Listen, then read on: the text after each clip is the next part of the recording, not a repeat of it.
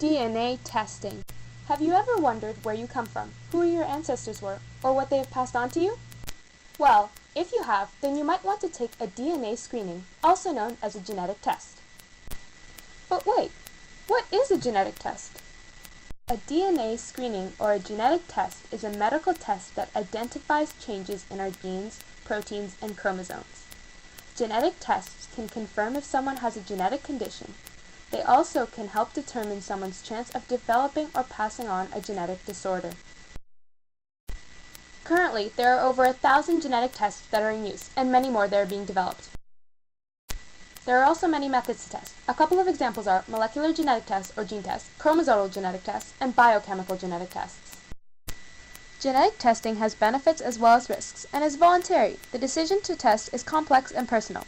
Geneticists or genetic counselors may help provide information about the pros and cons of taking a test, and they can discuss the social and emotional aspects of testing. Now that you've got a little knowledge on genetic testing, would you get a test? Before you jump right into it, is it really all that great? It's understandable that many people are curious, as genetic tests were created to find genetic conditions, and they also reveal ethnicity. But genetic tests aren't actually all too beneficial for us.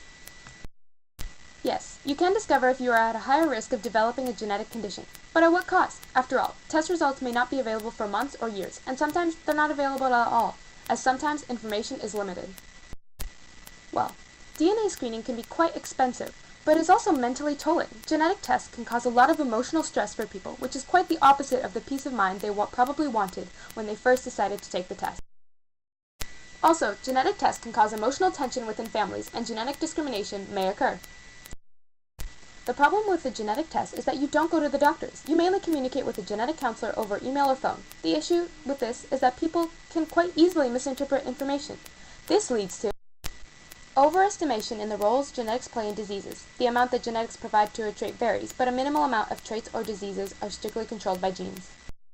Most traits are also affected by lifestyle choices and environmental factors. Struggle in understanding a disease risk. Participants must rely on emails and information provided on a website to understand their disease risk versus the average population risk. The disease risks presented by DTC companies do not include a time frame. However, certain disease risks factor may remain low until later in life and can go up incrementally with age. Confusion over the methodology because not all tests are created equally. Another issue is discovering something you'd rather not know.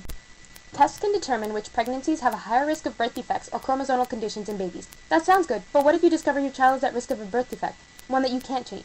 Having such knowledge can cause more harm than good, as results could lead to stress, which could deteriorate both you and your child's health. With tests causing stress, tensions with family, and being costly, is it really a good idea?